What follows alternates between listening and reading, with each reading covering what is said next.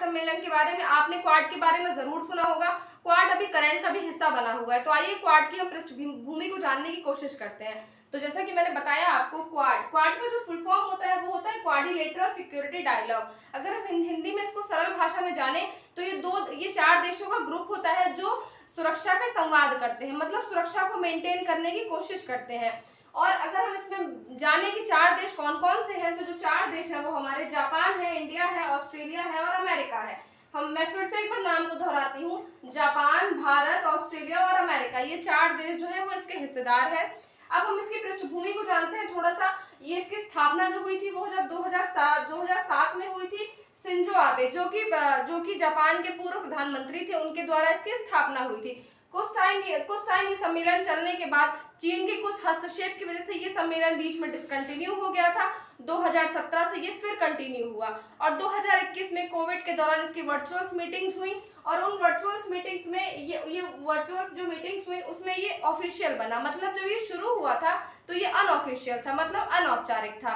2021 में आके ये ऑफिशियल हुआ। इसके लक्ष्य जो है वो निर्धारित किए गए, इसके उद्देश्य निर्धारित किए गए कि इसके ऑब्जेक्टिव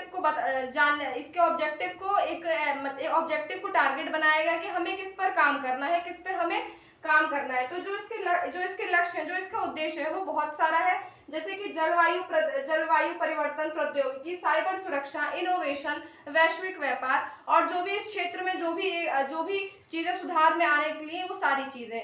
मैं फिर से उसको दोहरा देती हूँ, जलवायु परिवर्तन प्रौद्योगिकी, साइबर सुरक्षा, इनोवेशन, वैश्विक व्यापार, इंफ्रास्ट्रक्चर, इन सब पे काम किया जाता है। इसकी सुरक्षा को बनाया और खास तौर पे इसकी सुरक्षा को बनाए रखने के लिए ये 4 देश हिस्सेदारी करते हैं।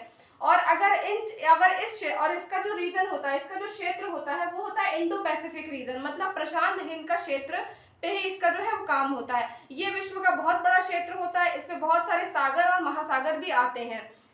अब हम आइए जानते हैं इसके हेडक्वार्टर। तो इसका जो हेडक्वार्टर है वो बेल्जियम के ब्रुसेल्स में है। मुझे जरूर पता है, आपको ये पता होगा और अगर नहीं आपको याद है तो आप इसको मैप में जाके एक बार जरूर देखिए। बेल्जियम के ब्रुसेल्स में अगर हम 2022 की बात करते हैं तो जो इसकी समिट हुई थी वो टोक्यो में हुई थी, जापान में। अगर हम 2023 की बात करते हैं तो अभी इसकी जो समिट है वो मई में हिरोशिमा जापान में हो रही है। आप न्यूज में भी देख सकते हैं। मैंने एक छोटी सी जानकारी आपको साझा की है कि इसमें आपको थोड़ा सा इंटरेस्ट आएगा ताकि आप करंट से रिलेट कर पाएंगे।